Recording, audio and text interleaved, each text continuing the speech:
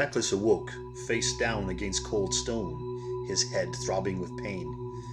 The only light came from guttering torches somewhere above his head, and the metallic tang of blood was thick upon the air. Teclas tried to stand, but iron manacles bit into his wrists. The best he could do was to hunch into a kneeling position. The mage felt no fear. His heart was too heavy with the bitterness of failure to accommodate any other emotion.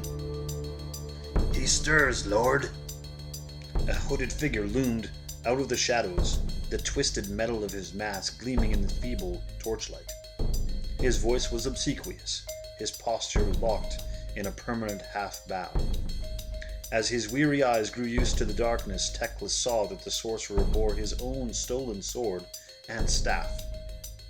Teclas followed the sorcerer's gaze through the shadows, past the pit of seething, hissing blood, to the throne of skulls that lay at the chamber's far end. A heavily armored figure, more imagined than seen, in the darkness rose from the throne, the empty eyes of his golden helm unreadable. "You have journeyed a long way to die, elf," intoned Archaon, "but do not despair. The world shall not long outlast you." Well, welcome back to the den, everybody. We certainly left you with a bit of a cliffhanger on the last episode when we made it about 2/3 of the way through Chapter 4, and the last that you saw of Teclas was his chained little weedy wizard body chained to the floor in Archaon's newly made mansion of Ulrichsburg on Middenheim. Maybe a quick word about how we got there is that in the last part of the chapter, all the incarnates were gathered around in Athelorn and couldn't be bothered to come up with the right plan of what to do. And it wasn't really until after they captured Be'lakor and he revealed Archaon's plans that they decided they absolutely need to make that thrust towards Middenheim. But of course, were waylaid by Kabanda and his blood host. And it wasn't until Teclas kind of was forced to murder Liliath and draw the power from her to get.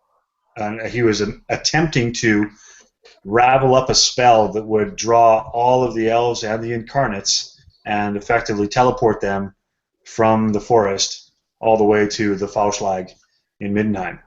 So that's where we left them.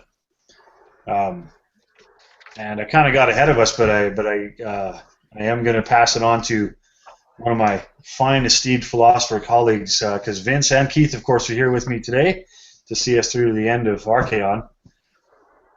So maybe before we pick up the narrative where we go, let's get your feelings on the imminent closing of this 5-volume effort here. Keith, what do you say? Well, it's exciting. Yeah, it's exciting times. I mean, so it's all coming to a head now. We know Archaon's diabolical plan. He's got this device. He's going to enact a ritual, and he's going to try and end the world. But we've got our plucky heroes, the incarnates, have once again teleported, because everyone can teleport in the end time. It's great. Teleported into Middenheim, and they're going to try and save the day. And it's kind of, it's your 1 minute to midnight type situation. Everything's kind of scattered, and we've got to see if they can pull it out. Mm. Vince, what's your take on this lead-up? I have nothing of value to add to Keith's excellent summation. Yes, at 1 minute to midnight, it all about to go boom, one way or another. Okay. Well, maybe I can pass it on to you to lead us into the action. So once we left Teclas there on the floor, yes, we do in fact bring all of our attention from everything that's been going on in 5 books in the Warhammer world has now been shrunk down to one place. Here we are in Middenheim. Take it away. Yes. So, okay, let's get it going. So Teclas' spell was more successful than he could have even imagined, because his magic, using the power of a god, he reached out and he grabbed all the incarnates, and by that I mean he grabbed all the incarnates, including another incarnate, which he didn't intend to get, but he brought in anyways. So of course we had all that our viewers remember. we had, the standard host of the Elvish incarnates and the Emperor and the dwarf, what's his name? Hammer something. The Zufbar guys. And so we had kind of all of them in the woods. They all get sucked out. And they get basically scattered across Middenheim. None of them end up together. Everybody's just kind of around. Everybody did stay with their own forces, more or less. So that is to say, Nagash finds himself surrounded by some number of undead, and Malekith is with his elven host, and so on and so forth. So everybody kind of has their own troops with them, because of course they do. That's what's going to make this interesting. And a new power has also entered the fray, as we finally learn the home of the lore, or the wind, I guess it should be, the Wind of Beasts. Where did it go? Well, it went into old Grimgore Ironhide, who we learn has been off having just a grand old time with the Wind of Beasts at his command. He stomped most of the eastern nations we barely hear about, like Cathay and Ind, into the ground. He killed Greasus Goldtooth. Yeah, that's the name of the guy. The chief tyrant of the ogres. He went up and just killed that guy, and then took over the ogres and was like, "You all fight for me now. Let's go." And they were pretty much on board with that, because nobody's going to argue with Grimgore at this point. He was already one of the most fearsome warriors in the world, and now he's got the Wind of Beasts in him. So he is now the caller of the greatest Wa of all time.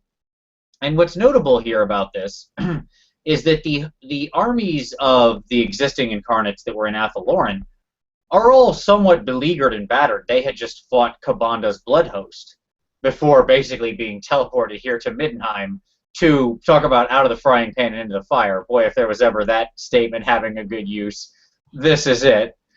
And however, the orcs, no such thing. They show up, probably they were all sitting around thinking about who they were going to kill next, maybe being sad about not having anybody good to fight, and then they just get teleported in here, and there are just people everywhere who look like they want to scrap.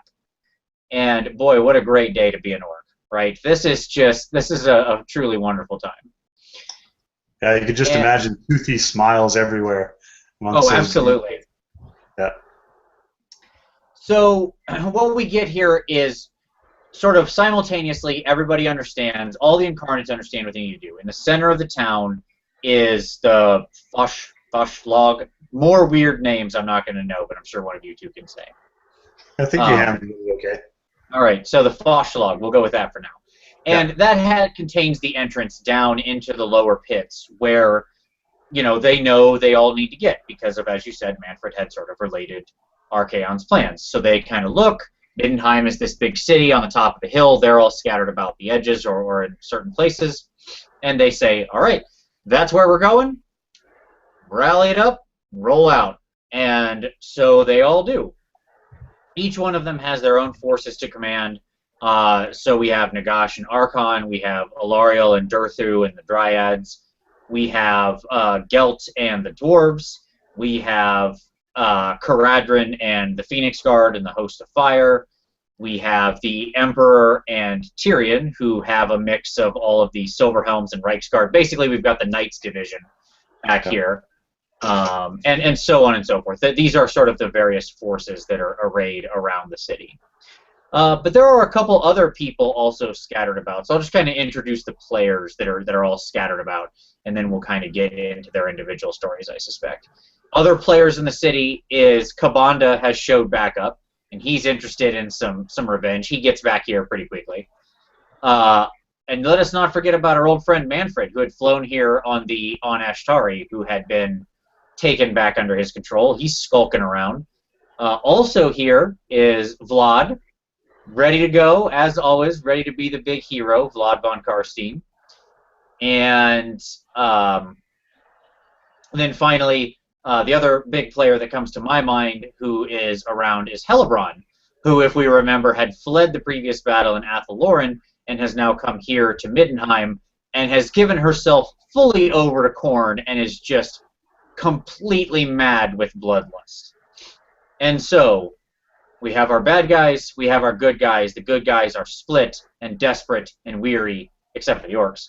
And they are all, the orcs are just sort of driven for battle, and it just so happens that the majority of the bad guy, or the people they want to fight, will accidentally carry them toward the center of the city, since that's where everybody's going.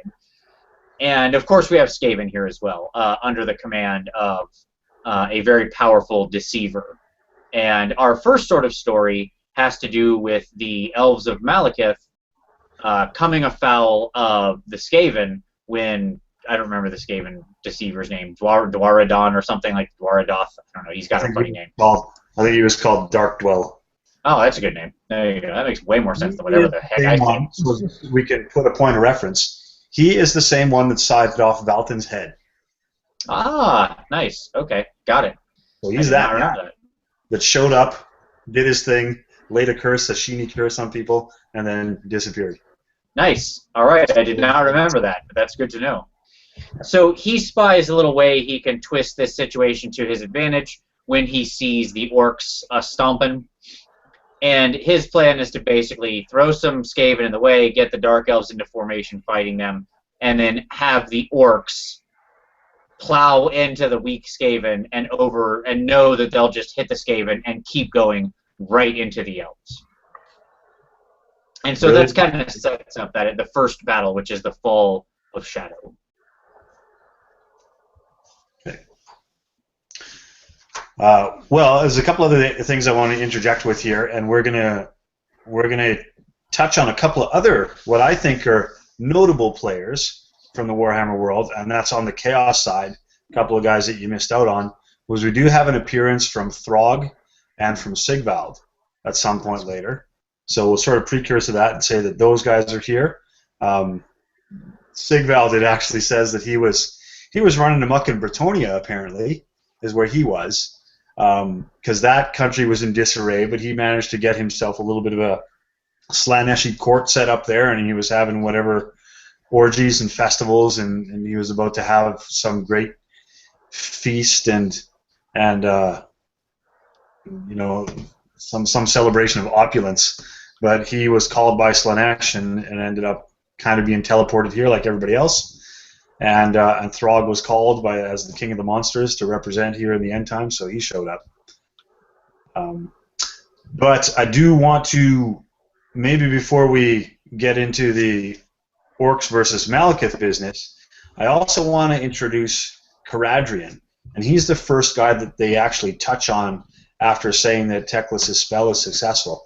Let's understand that these, as you said, Vince, these people show up independently on different places of the Fauschlag.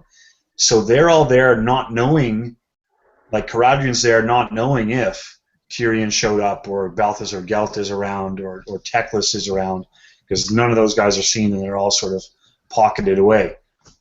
But Karadrian feels himself beset by those Kurgan fellows that were the main thrusters, I think, of the attack on Aberheim in the earlier book. But he is beset right away. He's the closest to that pit that they've dug in the Fauschlag to go down and find that orb. And he decides to share his power of Akshi. And so he's the incarnate of fire, and he sort of spreads out the wind and shares it with all of his guys and gives them the inner fire that is supposedly part of the Phoenix god mythos, and he also imbues them with fiery weapons as well. So they look more dastardly and scary, and they're bolder than when they had first left them in Athel Loren. So that's in fact the first guy that we encounter. But Keith, maybe we can. Do you want to take over and tell us about Malekith and the Skaven and Grimgore and that little triumvirate? Well, I think I'll leave that bit to Vince, but there's a couple little more freeze frames that we get at the beginning of this chapter, which just kind of sets the scene for how all of the incarnates show up. So maybe I'll go through that, and then we'll get in depth into some of the battles. Yeah, go to it. So Nagash and Archaon and Krell, they get kind of dropped in the middle of Middenheim, and they just start setting about killing all the Northerners that are around them. And of course, because Nagash is there, for every guy that he kills, that's just one more guy for his army. So there's this great bit where Nagash is just wrecking face. and the Northerners, they start to hit a retreat, and they run past a bunch of slave pens. So hundreds of the Middenheimers, which were left after the original invasion, have been left in this excavation. They see their captors running past them, fleeing, and they start cheering, and then they realize that they're being, the bad guys are being chased by a horde of undead, and those cheers turn to screams pretty quickly, because Malekith, or sorry, not Malekith, but Nagash, just sees them as another resource. So with kind of a flick of the wrist, he kills them all and just adds to his undying horde. So that was kind of interesting. He's still that guy. As you had mentioned, Vince, Vlad is kind of skulking around. He kind of got separated onto his own, and he's in like the fancy part of Middenheim, which has been turned into this depraved land that's devoted to the worship of corn, via Helebron. So Helebron now has basically taken over the mantle of like chosen of corn, and she's worshipped. And so there are like corpses hung from trees. There's blood in the streets everywhere. And like Vlad even kind of comments that even someone as steeped in blood as he is, he finds it distasteful. So he sees this big army of crazy witch elves and devout chaos cultists, and they're marching towards a fight. And, you know, as confident in his skills as he is, he decides that he won't take on an entire army, but he figures that he can cloak himself in shadow and follow them, and hopefully he should be able to find some of his friends. So he runs off and does that. And it turns out that that works, as that host of Helebron is marching towards Elarielle and her host of life, which is also joined up with Balthazar Gelt and the Zufbarak as well. As you said, Vince Manfred is around, and so there's a small little kind of like an internal monologue that he does where he's gone to Archaon. Archaon doesn't really need his help, but he doesn't really have any choice. But he doesn't want anything from the Chaos Gods, so he certainly hasn't 100% thrown his lot in with those guys right now. He's still just kind of really bitter about everything that's happened to him with Nagash and with the Incarnates and with Vlad and everything like that. So he's still a bit of a loose cannon. We've got Tyrion and the Emperor. Unfortunately, those guys tend to appear within sight of each other. But in between them was a whole bunch of Skaven. So fortunately, though, their armies show up as well. So Tyrion's got a bunch of the Dragon Princes, and the Emperor has his Reichsguard Knights, and they just, you know, decide not to hesitate and charge straight for those Skaven. And in the midst of those Skaven is a Vermin Lord. It's not the same. It's not Darkdwell. It's a different Vermin Lord. I'm not sure this one actually gets named. He didn't last too long. So this guy remarks that he realizes that all of these soldiers that have turned up, there are some people in there that are not quite mortal, and it's only as Tyrion is charging and bearing down on him does he realize what they actually are, and he's got enough time to kind of go, oh shit, and then he's dead. So Tyrion's charge goes well. Emperor's not so well. He's kind of charging into a wall of Jezzails and Storm Fiends, which he's seen before at the Battle for Averheim, and a lot of Reichsguard Knights go down, but they start making slow and steady progress towards the temple. Yeah, and I think that about takes us up until the point where we start delving into some more of the specifics. So Vince, do you want to tell us about Mal and Grimgore? Or do either of you have anything else to add to that bit? The only other thing that I wasn't sure if you want to touch on is the piece where Archaon and Teclas have their well, I guess not monologue, but their discussion at the top of the hill. So I would. Yes, sure, I figured this would be I'll something you would very much like to talk through. Yeah, thanks for reminding me. So so Archaon has decided he's sitting on his throne of skulls in the temple of Ulrich, and he decides to take to the city and kind of enjoy the sights, as it were, because he can hear the clamor of battle going all around him, and he's excited because Archaon, he's a servant. I don't know if he'd classify himself as a servant, but he's a servant of the dark gods, and he's enacting this big ritual. So he's a warrior first. Like, this guy likes getting his hands dirty with a bit of fighting. So himself and the Swords of Chaos go out into the city, and then he kind of drags Teclas along on his chains, like taking him for a walk. And basically he, points out to the city and says to Teclas, tell me what you see. but kind of not expecting an answer because it's plain what he sees is that his buddies are getting destroyed. So Teclas responds and says, "I see your defeat. I see the end of your plans." To which Archaon just, kind of laughs and just goes, "No, you haven't got a chance, buddy. Not going to happen." And he kind of makes a sneering remark going, "Oh, who's going to take me down? Your brother?" And Teclas says, "No, not my brother. The Emperor will take you down." And Archaon is just, "No, the Emperor is weak. I've beat him once before, and I knocked the wind of heavens out of him. Quite literally, knocked the incarnate out of the guy. So it's not even a problem." To which Teclas replies, "Oh, he's not Karl Franz anymore. He's Sigmar." And this just sets Archaon off, and he just yells, "Sigmar is alive." Which is really interesting because it's kind of a catch-22 where how can you hate something that you don't believe in? So Archaon supposedly hates Sigmar, but doesn't think he exists, which is kind of interesting. But at this, he kind of gets all frazzled, so he just smacks Teclas around and tells him that we'll see. But Teclas pushes himself off and kind of stands up again in another form of defiance, and then he drags him back down, and they head towards the excavation and to the relic room where the ritual is being enacted. I want to pipe in, and I want to say something about Archaon here, and that is that this is when Archaon turns into every James Bond villain, right? Yes.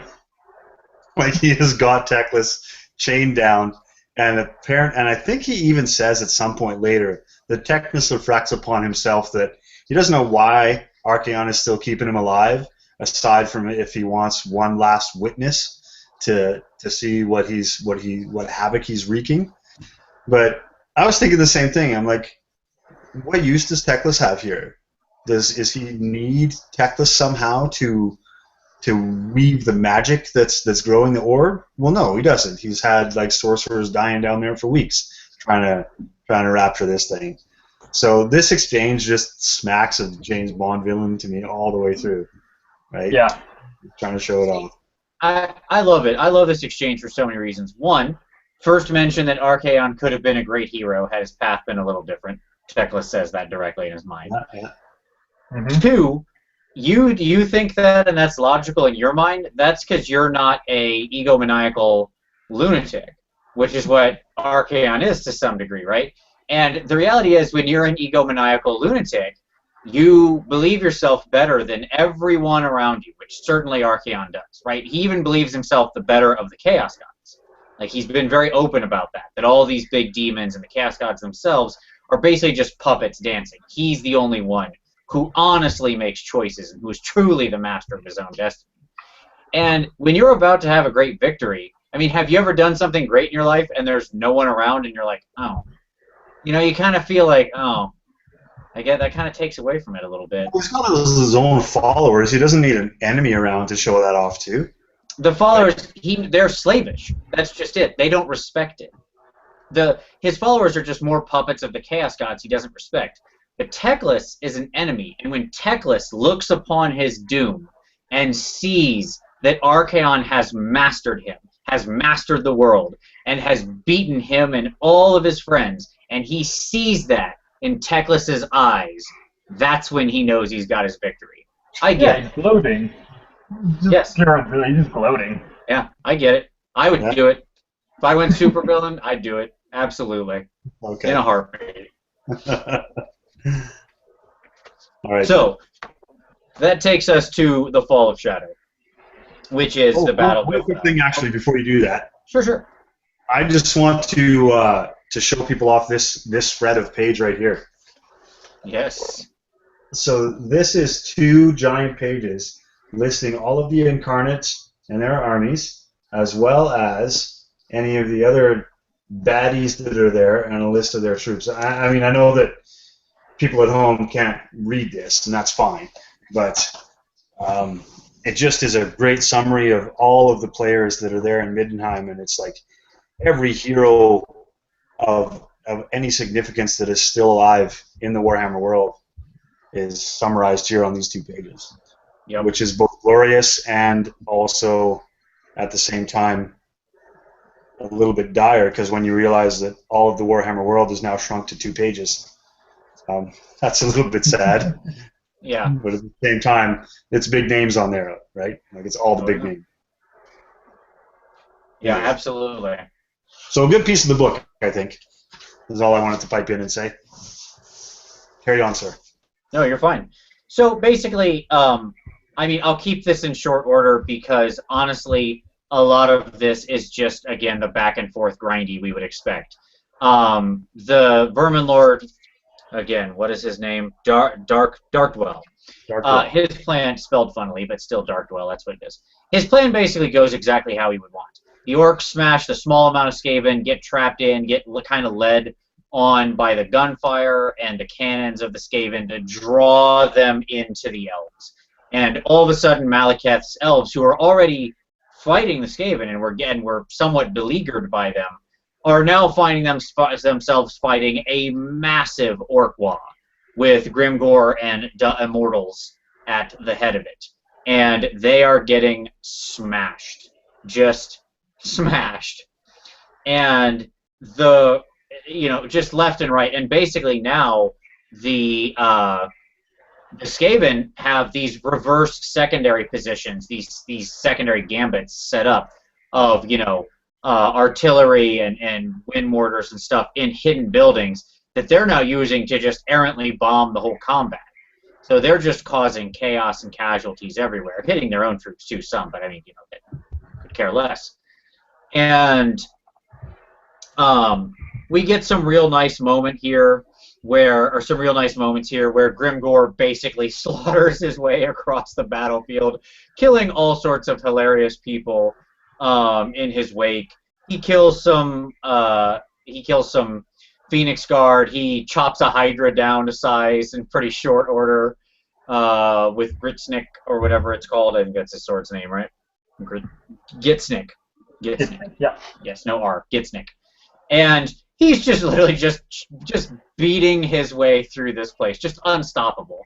And the Immortals are right behind him, and every victory he has against any kind of unit or hero just makes his Immortals chant more, just Grimgore, Grimgore, as they're just going back in and just wawing up all over everybody. And yeah, like this is the first time we've seen this guy, and the writers are investing like 2 solid pages describing just how amazeballs he is at fighting. Exactly. I mean, he seriously just murders everything he touches. Yeah. Like, if you picture how the Tasmanian Devil used to move through terrain in Bugs Bunny cartoons, that's like what Grimgore is doing to a battlefield of troops here, right? Yeah. And so, and they're just outnumbered too, because like I said, this Grimgore's Wa is huge. He has the biggest orc wall that's ever been called, and they're all here. And he also has all of the remaining ogres. I mean, this is a massive force. Like, he has taken an army that probably could have taken Middenheim at its height. Like, he probably could have invaded this city at its height and brought it down. Never mind the fact that in the current situation it's in. So certainly the small cadre of Dark Elves around Malekith stand no chance. I mean, he is outnumbered 10, 20, 30 to 1 probably at least. And that is when we get a great scene with Malekith. So, now, I should also mention, Grimgore killed a lot of the Skaven there too, just kind of accidentally. He chopped his way through a huge amount of Skaven. But Malekith basically has a bit of a breakthrough. And I really like this scene. He looks down over the battlefield, and he sees what's happening. Sees himself sort of trapped between Skaven artillery and the coming orc wall, and sees Grimgore at the head of it, and he is like, can't win. We cannot win. And he has this moment where the old Malekith speaks in his mind and says, just run away. Who cares? Let them all die. You'll live. You'll live and you'll come back later. And then for reasons, because maybe he realizes there is no later, maybe because he's really become kind of a better person, maybe because he truly has become some measure of the Eternity King, he goes with a plan that he never could have done in his old life. And he lands Seraphon down in front of the Immortals, and he gets back off the back of his dragon, and he steps forward, and Grimgore sees him, and a couple other orcs, like a couple of black orcs of the immortals, get rowdy and go to charge at him, and Grimgore just kills both of them, like immediately, like axe to one, sword to the other, dead. Nope, he's mine. And Grimgore runs at him, ready to kill him. He's got like both his weapons up in the air, just ready to go to town. And Malekith just kneels down on one knee and says, "I yield," and drops his sword. And you can just see Grimgore just like stop mid-stride as like he realizes that this isn't actually a fighting enemy, and that's no fun. Things are only fun when they fight you. Things that are just kneeling down are no fun. And he's confused for a moment as he just kind of like, what? And then he just decides, all right, and he turns around and shouts, "Grimgore is the best! I am the best!" And all the other ones are like, "Grimgore! Grimgore!" And everybody's just on it. And Malekith is still kneeling, and he's like, "No, you're not." And Grimgore turns back around, he's like, "What?" You know, like, I can just see him ready to, like, kill this guy again immediately. And Malekith says, "There is another here, the guy behind all this. He says he's the basically he says he's the best. You should go punch him in the face." And of course he's talking about Archaon and that he's the Lord of the Everchosen and all this stuff, and like builds him up to be this immense thing, which he is, certainly. And Grimgore's like, "Wait a minute, I can't be the best. If this guy's the best, I better go kill this guy so that I'm the best." Which you have to admire his simple logic. And so Grimgore calls the Wa, and he's about to leave, and Malekith's like, "Hey, we should come with you." And Grimgore says, "But you guys are weak." And Malekith says, "Well, then either we die and you're right, or we fight and try to prove you wrong and are actually worth something." And Grimgore's like, "Okay, you can come, but stay behind me." And he just, boom, and he's off like to the races again, ready to go kill his way through the battlefield. So this is Malekith's experience with orcs all coming through, eh? Like he knows how to manipulate them. But you're right in that he has to swallow a millennia of pride in the first place to even get to that point. So it's a big moment for old Malekith, I think. I like Malekith afterwards. Like there's a bit of self-reflection, and Malekith is just like, "I'm gonna make somebody pay for all of this, you know, all of this pride toil I'm gonna have to do." And he actually blames Archaon rather than Grimgore or just accepting for himself. He's like, "I'm gonna make that guy pay for me having to kneel to a stupid orc," which is also incredibly simple logic and very childish, but hilarious. Yeah. So I guess this is an important moment because that's what brings under sway all of the incarnates sort of at least loosely united together now. So we got the full value of all 8 food groups that have all come and joined together. As we all learned from Sesame Street, which I assume there's probably something like that in Canada. As we all learned, 8 is great. So that's very important. Good.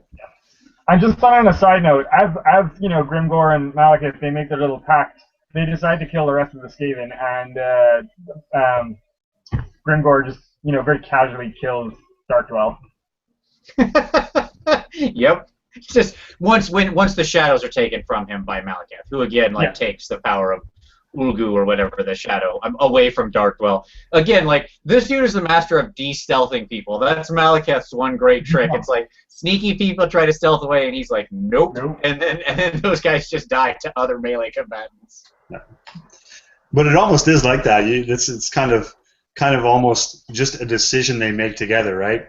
So just as easily as the decision to ally is the decision to just kill the Skaven that are there. It's like as simple as that. Yeah, you want to kill all these guys? Okay. And done. Yeah, then they do. Yeah. Just like that. All right.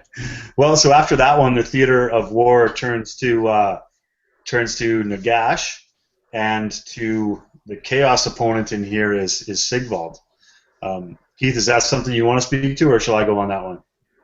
You haven't said anything for a while. Why don't you take it? Yeah, okay.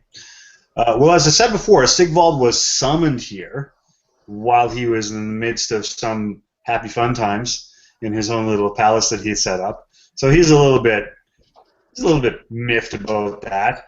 And then he gets a little bit more sour and surly when he's paired up with Throg and his monster host to go out and fight in the streets of Middenheim. because of course Throg is not pretty. Throg is rather smelly, and so are all of his minions, and Sigvald is all pristine and likes to look at himself and these kinds of things. So he's not at all keen about that pairing in any way, shape, or form. So what he does is he plays a little bit of subterfuge, and he tries to distract old Throggy. And in fact, he tries to murder Throggy even before they get too far out into the streets.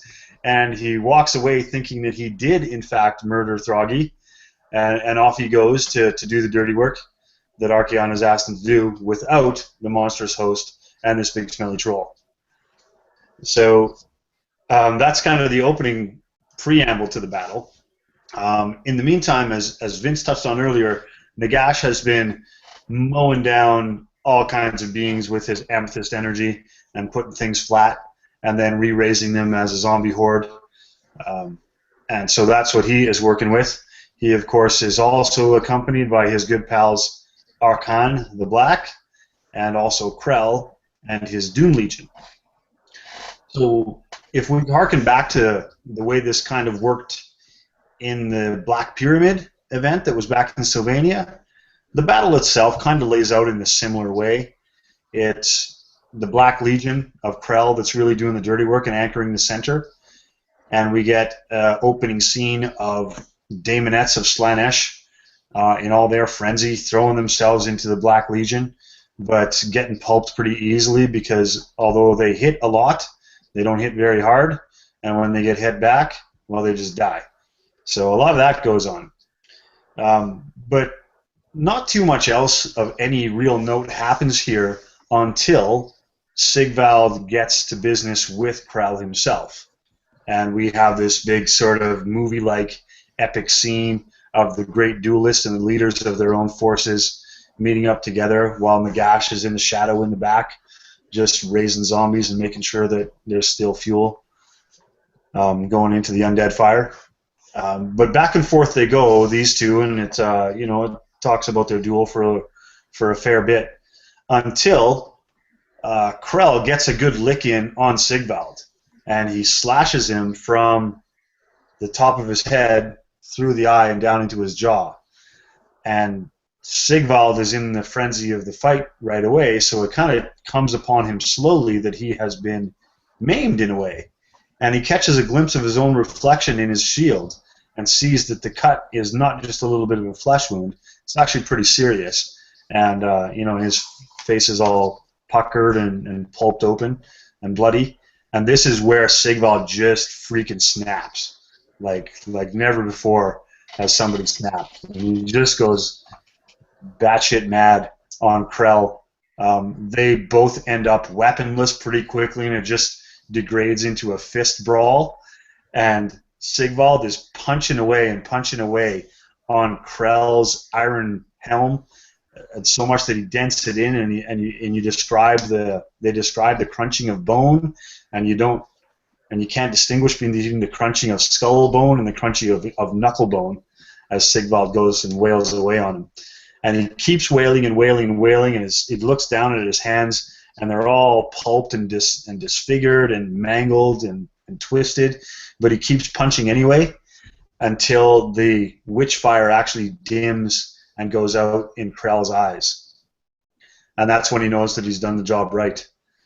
And Nagash actually makes this realization too. He recognizes Krell's essence flow from him, and he is ended. And Nagash just kind of shrugs and goes, I've saved you a bunch of times before, but there's too much going on here. I can't expend the energy on you now, so I guess this is goodbye, Mr. Krell. Who, if this is for real, I gotta admit that I didn't believe this right away, that Krell would actually die forever, like for real, because that guy has died about 93 times so far in the End Times book and been back each time. So I wasn't quite ready to believe it here, but so I had to read on right to the very last page and expect Krell to come back. I love this little moment because you can see Sigvald just driven mad with rage at his perfection. This guy is like Ryan Gosling and Channing Tatum put together times 10, right? And he's just punching so hard. that I can just see him like punching into the concrete. He's punched through Krell's helm and skull, and he's just like breaking stone before he stops and looks, and there's just no flesh, no muscle. It's just empty bone, and even those are just rattled and broken, right? And that's when he looks up, and he realizes that he just is welled over with despair, but unfortunately his despair doesn't last long. No. So his rage is kind of blinded by all this blood that's flowing down and blinding his eyes. But as soon as he finishes the job on Krell, our pal Throggy, who is a regenerating troll, shows up, and he just effectively, I want to think that he just golfs Sigvald. Like, he just takes his giant club and puts it through the back of Sigvald's brain and shoots his head off into the 18th hole. Like, that's effectively what he does. And he looks down on him, and although he doesn't have a dialogue in here, you just think Throg was like, yeah, take that, little cutie human. Evil dog. Yeah. He teaches him a good old lesson. He teaches him a real lesson, too, because not only does he knock his head off, he then pees on him. Oh, that's right, yeah. Yes. He drops Trow and just sprinkles a little bit on Sigvald to finish him off. Yeah, it's wonderful. Dirty trolls. At least he didn't vomit on him, though. Sure, that's true. Yeah, so not as bad as it could be, I guess. Yes. If you don't mind, may I take the most touching moment in the end times? Yes, you must. Okay. Take it from there. So Throg has appeared. Yes, Throg has appeared, he kills Sigvald, and then he kind of just marches off. Like, we actually lose sight of Throg here. He just kind of disappears. And we cut over to Nagash, who feels Krell leave, as you said. And Nagash is sort of looking and sees the scope of this battle and what has happened, and is like, all right, Nagash is ancient and, can certainly read the writing on the wall and knows where this is going. And we get one of our most heartfelt scenes in the book, where Nagash turns to Archaon the Black and says, my servant, take 2 hosts of the Morghasts, hold the enemy here until your last strength is gone. Do not fail me. And then he turns, and Archaon realizes that he is giving him his final order. And Archaon is fine with this. Loyalty has its price, as he says. And Archaon says, yes, master, do you have any final commands? And he says that, but what I hear in Archaon's voice is there anything else you wanted to say to me, Nagash? Like, that's what he's asking. Like, I read between the lines, not even that deep. Archaon is begging Nagash to tell him, thank me for 3,000 years of loyalty. I love you, Nagash. Tell me that you care for me in some way. And Nagash stops for a moment, frozen by indecision for the first time, a spark of unaccustomed dread in his withered heart. Okay? I love it. And he turns around and says, die well, my servant. And then with that, Nagash turns and leaves. One of the most tender moments in the end times here. Like, that is as close as you will ever get Nagash to admitting, emotion for another being. He actually, that's pretty heartfelt coming out of what that thing is, right? I mean, when you consider what Nagash is and how far from his humanity he is. It has been millennia and many lives and tens of thousands of murders and deaths and raisings and dark energies to feel anything, even for the briefest moment. It's a pretty big accomplishment, a pretty big moment, I think. So I love it. And that's where we leave Archaon, who's there then to guard to the end and buy Nagash time to take the rest of his troops and make it to the center of town. Yeah, Keith is wiping his eyes over there, I can see. Mm-hmm. It's so funny how all of the really touching, heartfelt moments come from the undead. It's true. Like Isabella and Vlad, that is a story, a tale as old as time, I believe, is the actual quote used to describe it. Yes, indeed. Yeah. Yeah, no, I think it's great. Those undead guys. Yeah, because I mean, they couldn't write it with him being like, Nagash couldn't say like, "Thank you, Archaon. I've always cared for you deeply. You are my favorite servant." Like, I mean, he couldn't do that. That would just be stupid. I really do think this is like the best. I think it's great writing because it communicates the emotion, but it's as realistic as it could be given the people involved. Yep. Yeah. Well, so that's you're right. That's a big moment. And we say goodbye to Archaon, supposedly.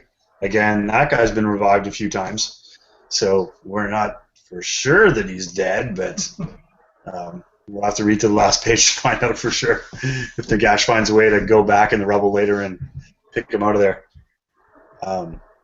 But that's kind of the end of that avenue. We just assume that Throg hammers away at whatever remaining dead are there, while Nagash retreats, as you said, to the center of town to go find the hole in the Flauschlag.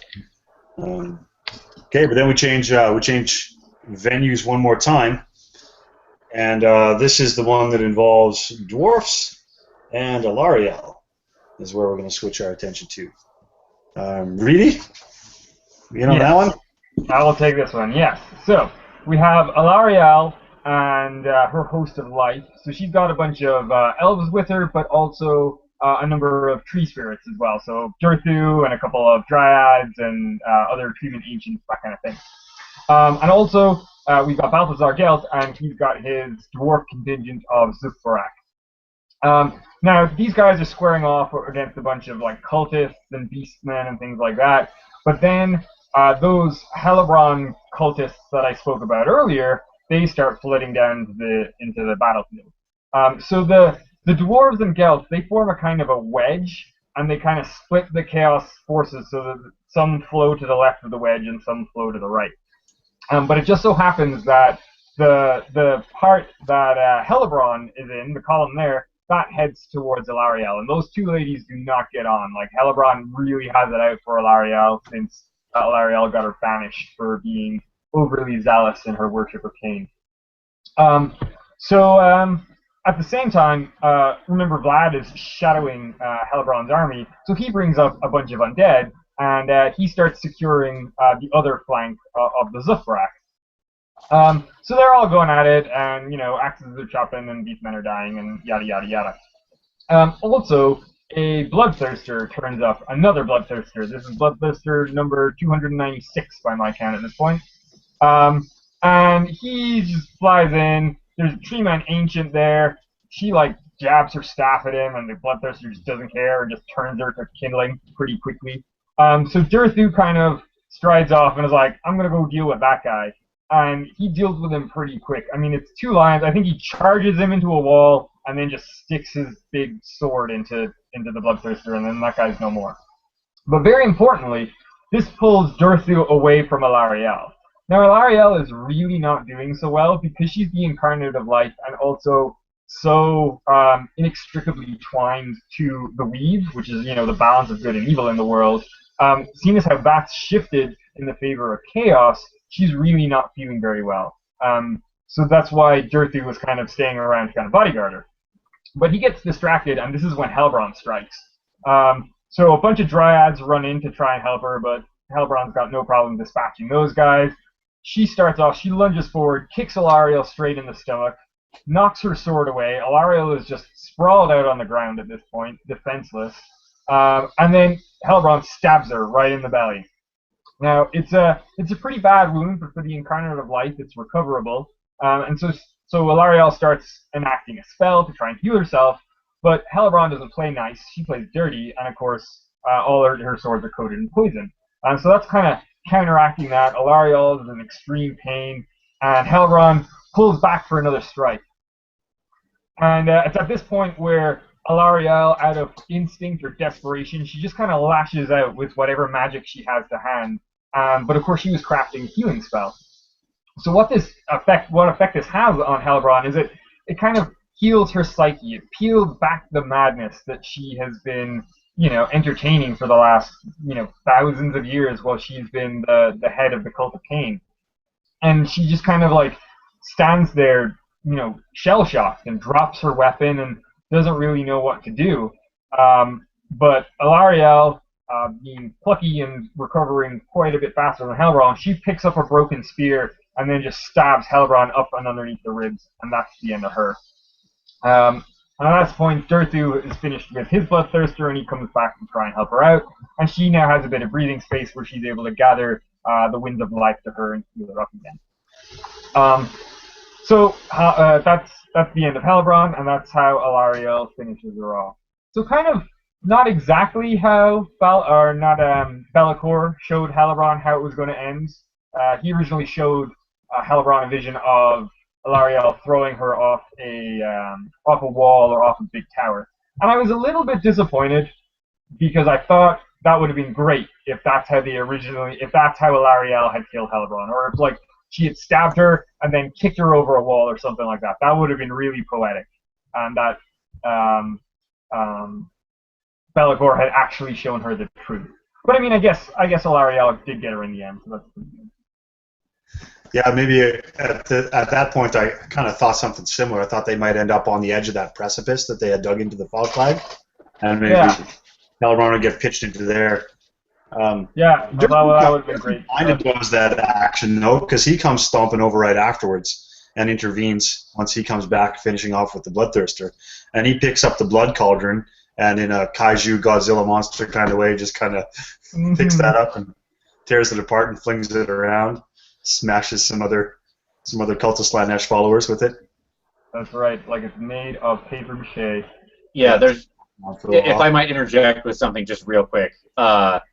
Yes, he starts using the Cauldron of Blood to beat the enemy to death. So just as a very slight aside, as these things tangentially touch with the game as we see it played, in 40K, the big Knight Titans can pick up tanks and use those and hit people with tanks.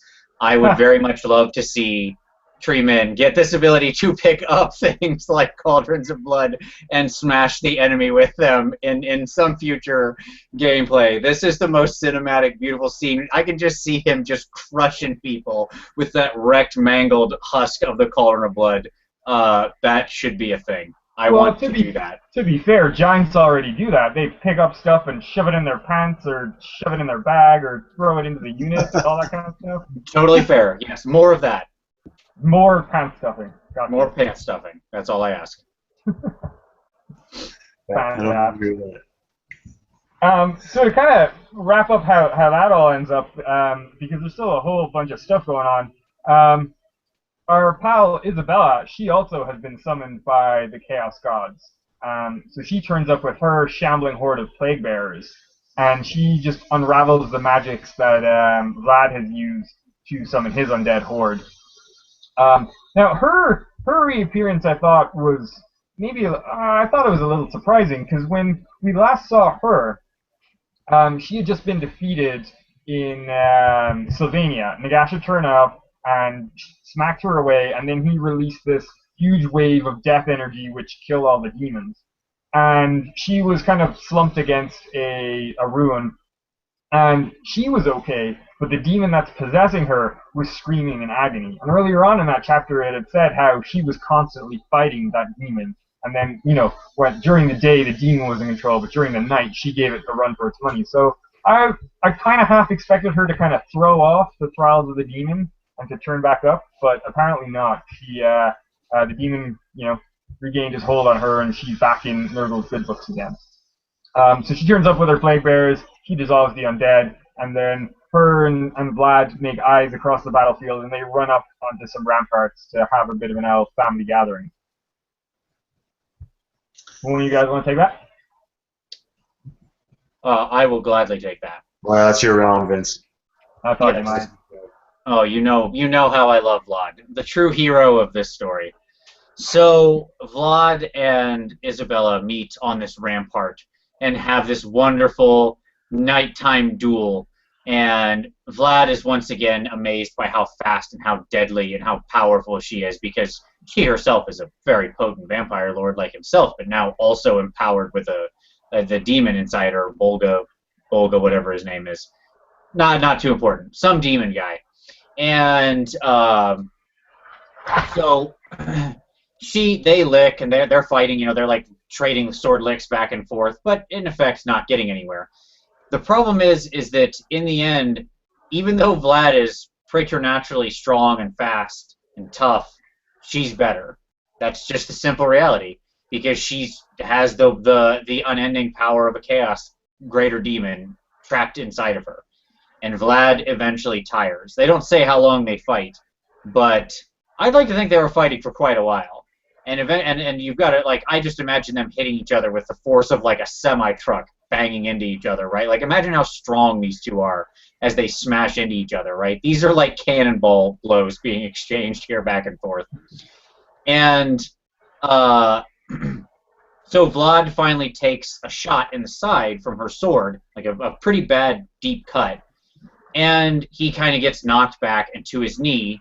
Blood Drinker kind of drops out of his hand. Or sorry, he took it on, yeah, like deep into his arm so that Blood Drinker fell.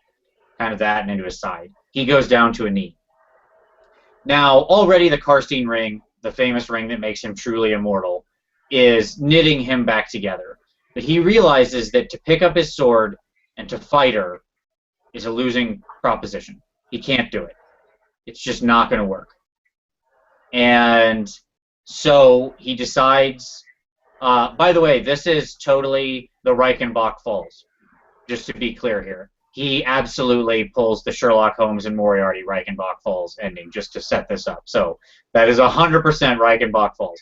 Anyway, so he realizes he can't beat him, or he can't beat her. And then moreover, he's not going to save her in that way. And that's what he really wants. He truly loves Isabella, right? There's no darkness to his love. It is the only good thing about him. And I'd like to think that, but that's enough. That one good thing is so bright that it makes him, it's what spills over and gives him all the other slight aspects of goodness to his personality. Is that he's not totally evil because he loves her, and that can't be bad. So she goes to touch him. He knows he's got to stay out of the way of the touch. She goes to touch him. He dodges underneath her, kind of lets her come to him, extend her arm. He dodges underneath, rolls, grabs her wrist, snakes it around behind her, like this, in kind of this position. But he has now touched her, and that's not great. So already the Nurgle life-giving bad poison, whatever, starts affecting him and basically melting him. But he is very strong, wraps her up, and she's not as strong as him. He is simply stronger than her. He wraps her up, puts his arms around her, grabs down her sword, twists her sword out of her hand, cuts off 2 of his own fingers in the process, doesn't even notice, and grabs her and dives off the edge of the ramparts with her. And as they're falling, like, I can see this as a movie in slow motion. They're just falling, and you can see their silhouette following, like, with the big moon in the background, right? And you just see the silhouette of the 2 of them holding to you, like him holding her, that silhouette following him, falling in front of the moon. And as they're falling, he takes off the Karstein ring from his own finger and slides it onto hers. And then all at once, wham, right down onto the wooden spikes that had formed the barricade of the Foshlag below. It impales his heart and then hers, and stakes right through the both of them. Kills them both instantly. Which is a wonderful mirror to, of course, Vlad's previous death at the walls of Altdorf, which he had referenced long, long ago in one of the earlier books, when he was standing on the wall talking to the Nameless, I believe, way back in the day. And that was the Watkin book when he was getting electrocounted. Yes. And some other things happen. We cut away from them, actually, for a minute as they hit and die. But I'm going to actually skip that for a second. If one of you want to touch on the couple paragraphs I skipped, that's fine. But I want to cut to this end part, which is so important. Things happen. Gelt on Quicksilver and Elarielle leave. And they give this nice little aside where Gelt looks over, because he rides past where they die. And I'd like to read the exact line. As they passed by the northern gatehouse, Gelt caught a glance of Vlad's lonely, impaled corpse, lifeless eyes fixed skyward, and a smile upon his lips. Okay? What's super relevant and important there? That Isabella's not there. Exactly. his lonely corpse. Yes. He killed Isabella to resurrect her, knowing that the Karstein ring would purify her of the demon. It would re-raise her as Isabella, right? And she would be free of the demon's control. And so his final act is to sacrifice himself, to kill himself, to save the woman he loves, and to make her back into the perfect form that she should have been in, and to free her from the control of this demon. And he succeeds. Somebody needs to make a Hollywood movie about this, and it will be like Twilight 15 years later when they're all adults. Absolutely. Yeah, that's the next stage in the franchise. Who's the writer that did that Twilight stuff? Maybe you should send her a note. Yeah, Stephanie Meyer. She lives in Vancouver, so not that far away. Yeah, I'll be there next week. Maybe I'll sort her out. Look her up. See how she's doing. Yeah. Are you interested in Warhammer? So yes, it's a wonderfully beautiful moment. I love that it's successful. I know we'll talk sometime later about sort of the novel piece tie-ins to this, but you do learn in the novel that Isabella does in fact come back as a pure vampire and shakes off the demon. So. Good. There you go. Okay. Well, Keith, maybe back to you. We'll finish out what the fate of the rest of the battle is between Elarielle and the dwarfs. Well, basically what happens is Durthu dispatches a Great Unclean One pretty handily.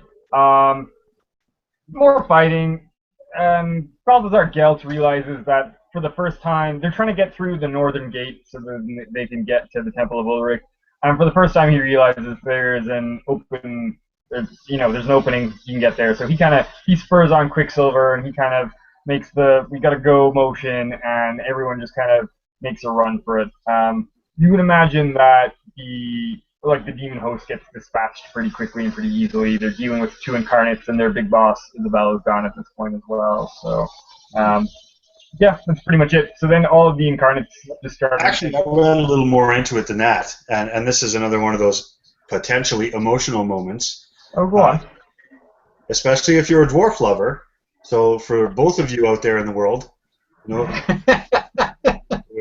Play it. Yeah, exactly. If you're a dwarf lover, here's what I'll say: is Gelt and the dwarfs, as we know, have gotten pretty chummy ever since they started to march out of Aberheim.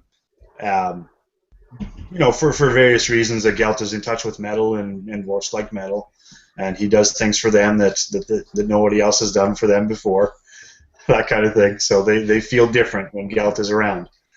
So between him and Hammerson, they actually come to the moment where it's a little bit more heroic than Keith put it here, I guess. Not that I want to discredit that, but he sees an opening that he can get through. That's it.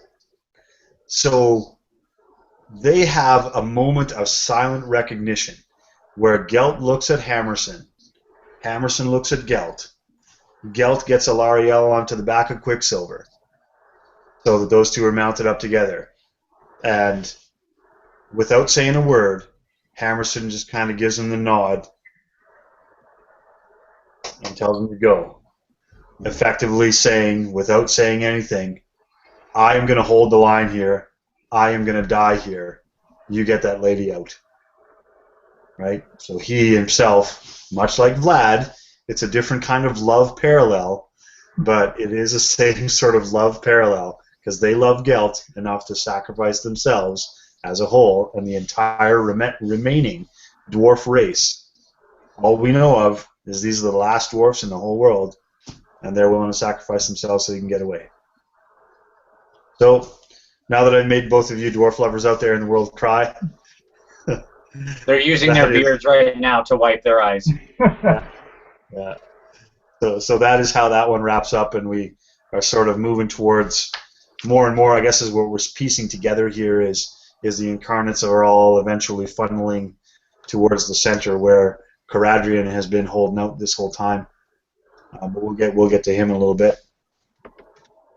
So I guess moving on to the next arena of war, we're going to move on and talk about the Emperor and Tyrion, who found themselves in pretty close proximity initially, and Keith touched on this earlier, that they pretty easily dispatched some Skaven and smashed through them and started to make their way to the center. So unlike the other ones that we talked about in these earlier snippets, it doesn't seem that in this storyline here that Tyrion and the Emperor had very much trouble at all of getting to that central plaza.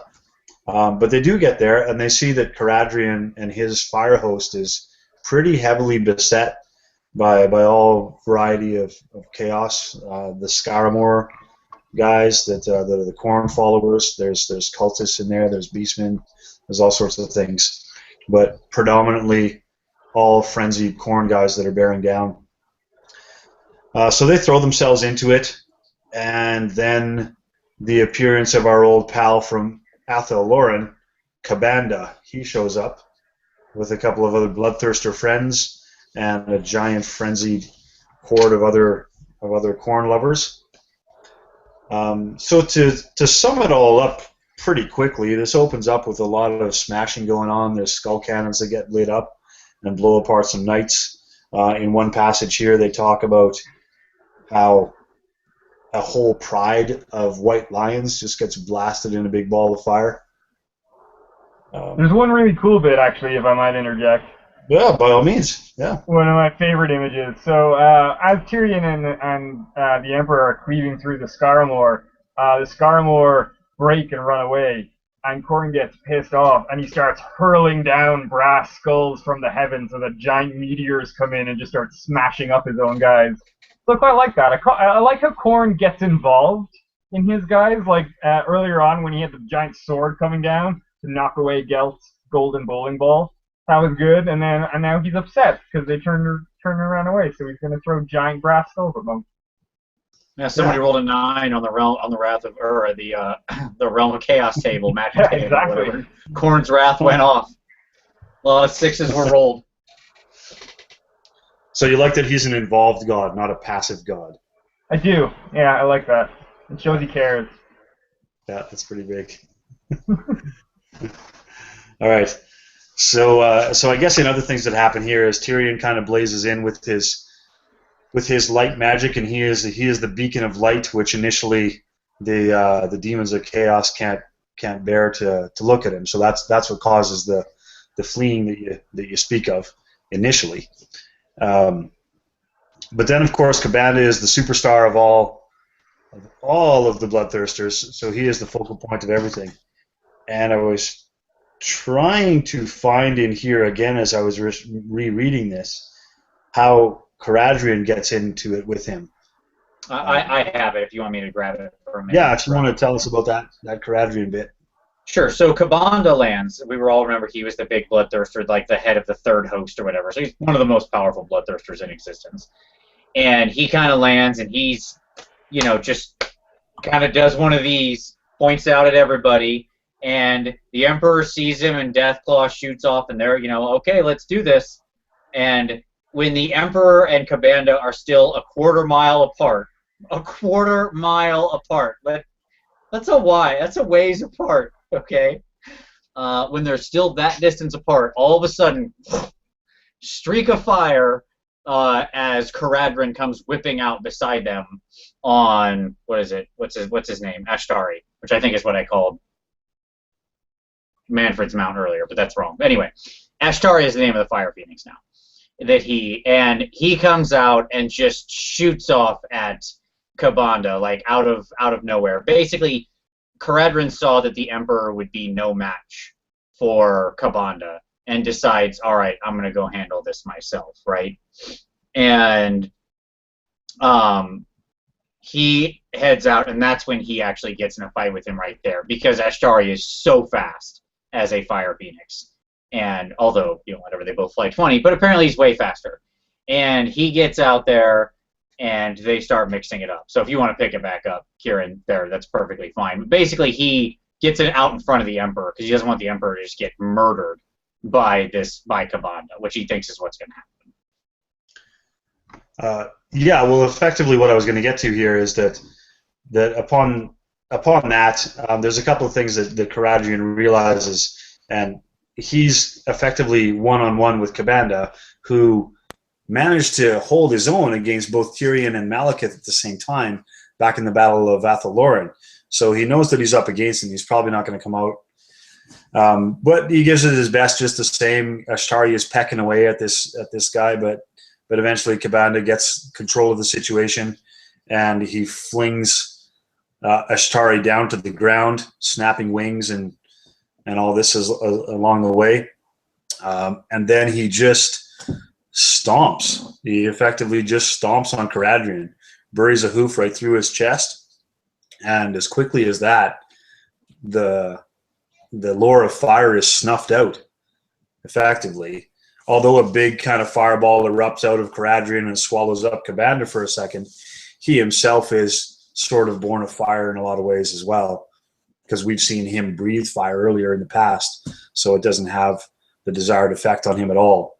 What it does do, though, is it drains all of that fire magic that was imbued upon his followers along the Phoenix Guard, because they had fiery blades.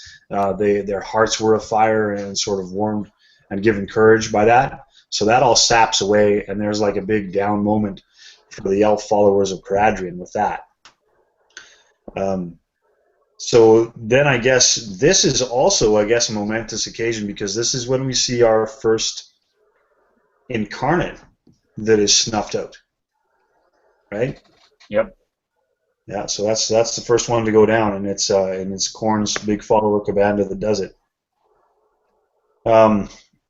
But not to be outdone, the Emperor comes swooping in here at this moment, and he's a little bit too late to save Karadrian, but that's kind of his goal, is he's trying to smash in and save Karadrian.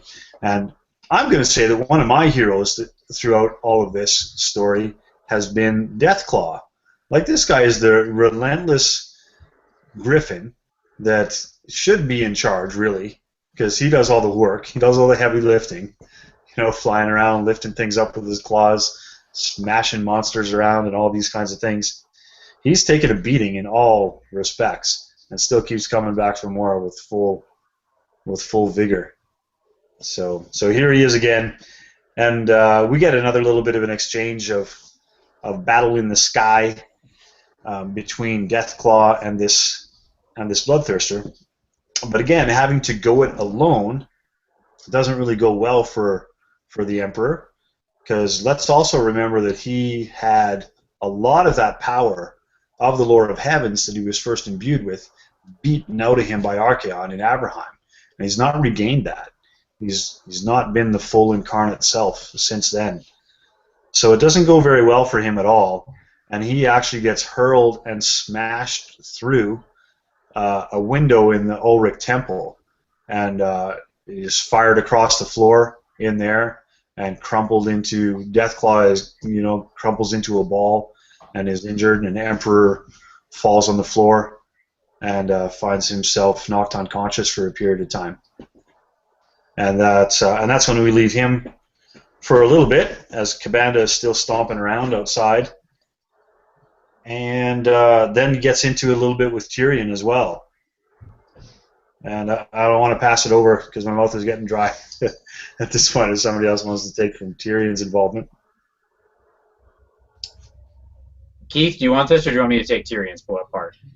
You take it. All of this is kind of flowed together of like the fight with Kabanda. Sure. Like, He just he goes through like incarnate after incarnate in this weird successive order, right?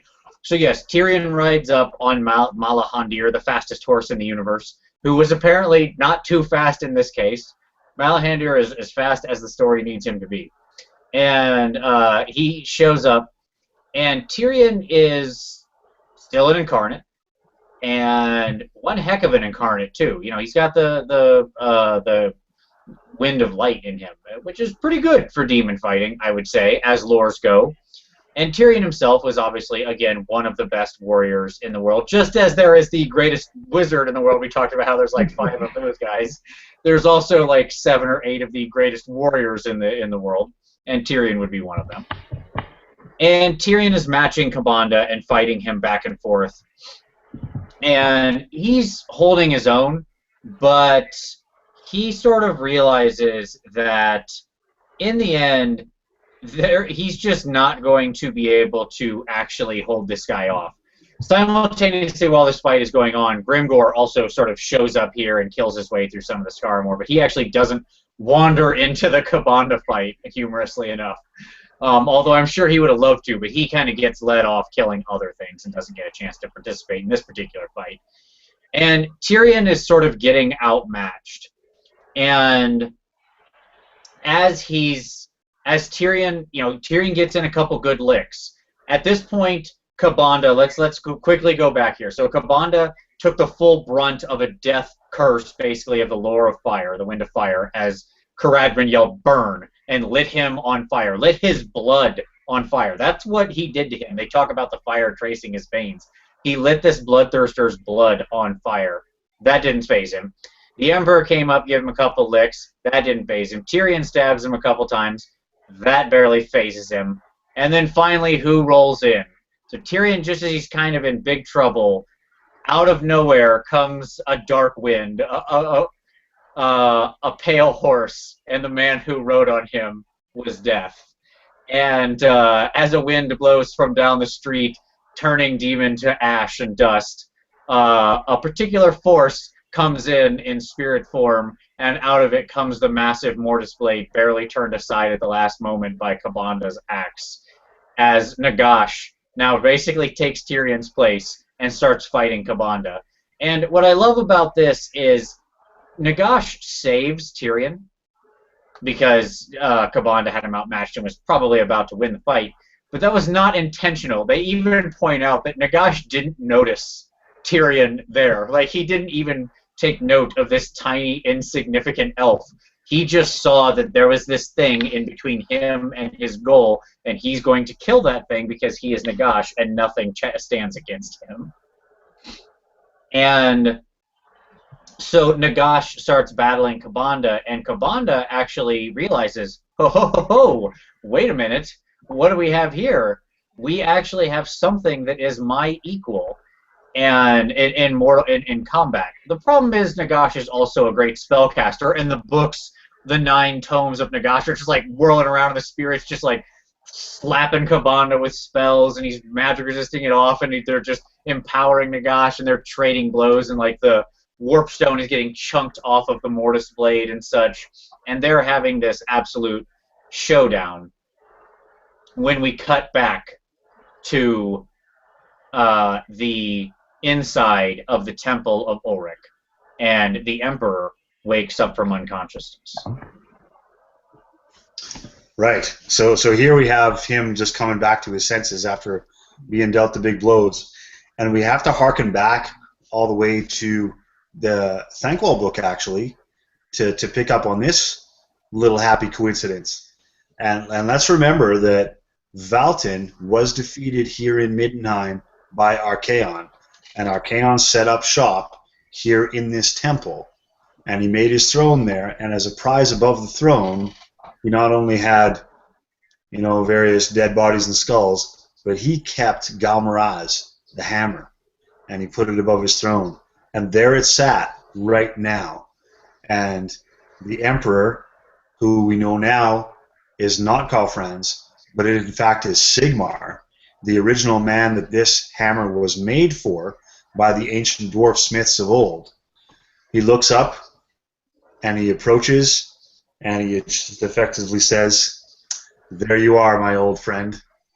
And he reaches out, and he sweeps up the Warhammer that is the cover of the Warhammer rulebook and everything to do with this game that we play. And now it's not only the best hammer in the game, but it's in the right hands for that hammer. So as soon as he grasps it a hold, and he holds it aloft, then all of the lore of heavens now funnels back in there again.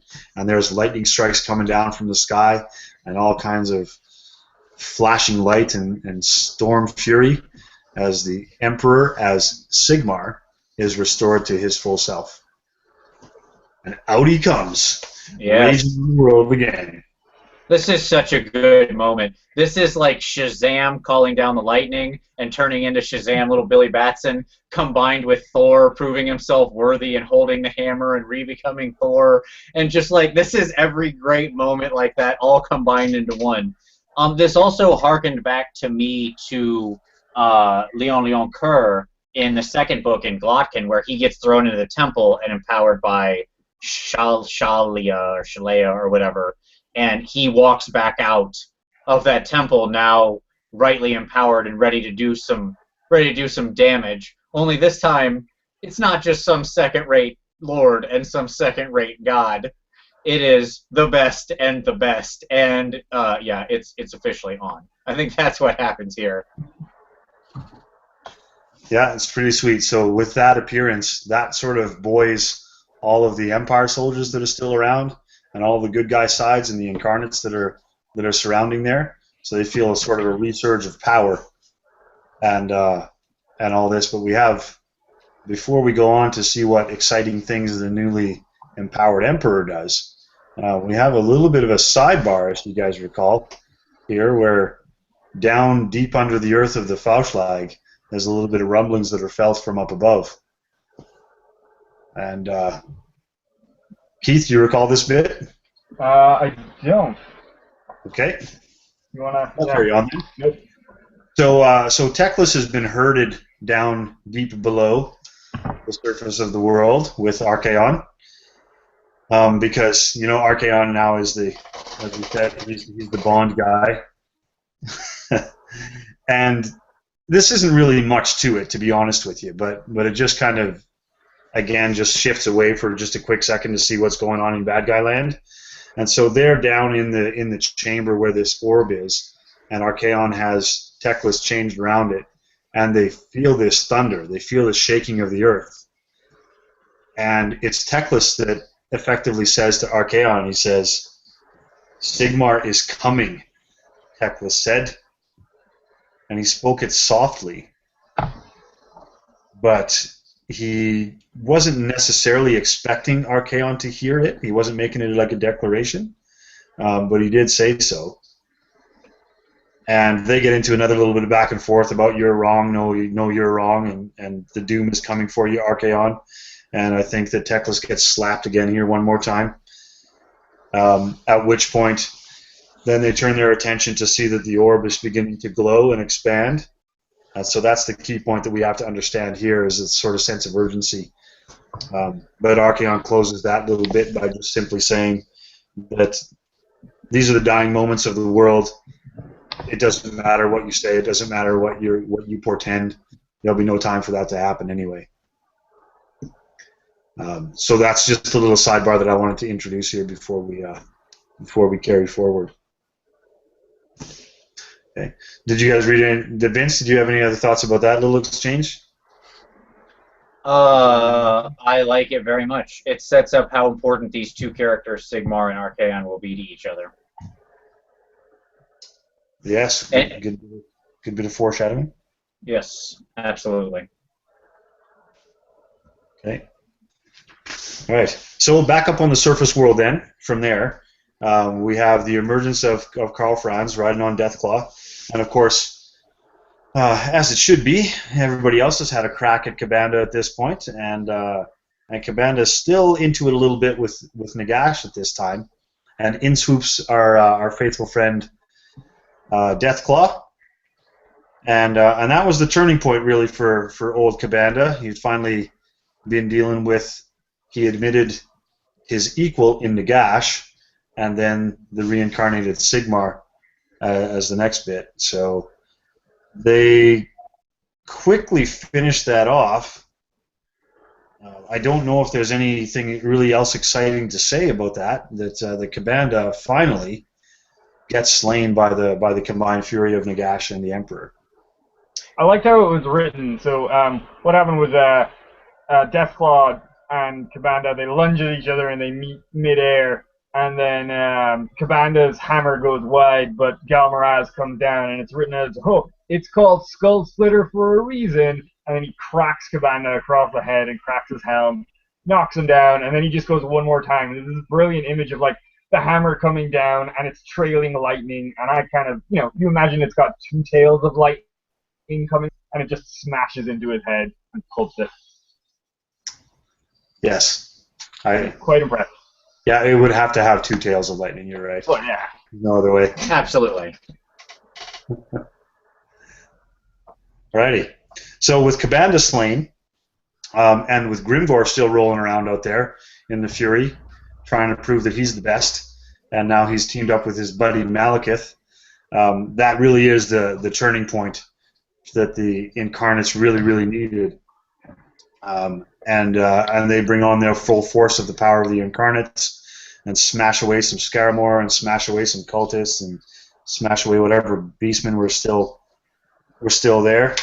Gitsnick, which is Grimgore's axe, is taking a big toll, etc., etc., smashing, slashing, so on and so forth. They bring down the big firewall. They bring down the barrier. Yeah. So there's the big barrier, right, that's preventing them from getting down underneath. They all walk up and they all incarnate it. They're all like doing their magic-y stuff, and then Grimgore walks up and is like, boom, and hits it and it goes down. Like, I'd like to think it was just pure luck, but yeah, he did whatever. Just every problem is a nail to Grimgore, and he brought a hammer, so he's gonna use it. So he just whacks it with his sword, and then the barrier goes down. And then they proceed down into the depths, right, to have the final showdown, as it were. Yeah, like, one thing to bring up again with Grimgore is he doesn't know he's an incarnate, and he doesn't know he doesn't know what the hell's going on. He just realizes that he's the best, and he's going to start smashing things. So when everyone else is doing, like, their wizardry shooting light at things, he's just like, nah, just hit it with an axe, guys, watch. And it works. Yeah. Yeah, you kind of get the way that it's written, you get the idea that it's just a coincidence that he steps into it at the same time that the rest of the incarnates have finally gotten their head around it. But just the same, you're right. It's a good moment for Grimgore to pull that off. Yeah. Right. Well, that kind of brings us to the end of a very huge and heavy chapter 4 of the Archaon book. So before we close that out, and we're going to launch into chapter 5 afterwards, the final chapter. Any key points that you guys want to bring up again, or ones that we might have missed from this segments? I would like to take this opportunity to give a big shout out to the steeds of the Warhammer world. You briefly mentioned it earlier with Deathclaw, Kieran, but Malhandir, he was the king of Kane. He was the one who saved Teclas' life by booking Tyrion at the end. Sephiron, she's been taking her licks and like not complaining and flying Malekith all about the place. Quicksilver, he's got a broken wing, but he still doesn't mind carrying Gelt and Elarielle all through the battles. Those guys, those are the heroes, and they're not even incarnates. They're just carrying incarnates around on them. Yeah, that is an excellent point. Good point. The SPCA is probably not thankful about the way that they've been treated throughout this thing. They would have seen them away from their owners ages ago. Yeah, I'd like to see Nagash get a pony of some kind. I think that's what's missing from Nagash. He needs like a giant spectral horse. Yeah, I'd buy that. Yeah. Yeah, or just something ridiculously tiny so that he really looks ridiculous on it. Mm-hmm. Yeah. He needs a great hero from a past novel. He needs Bill the Pony. Yes, absolutely. You're right on that. All right. Well, with our good words about our animal friends, I think we're going to cut it right there, guys, for the end of Chapter 4. But we will reconvene, of course, with the absolute final chapter of the final stage of the end times, with Chapter 5 coming up next. Okay. Good night.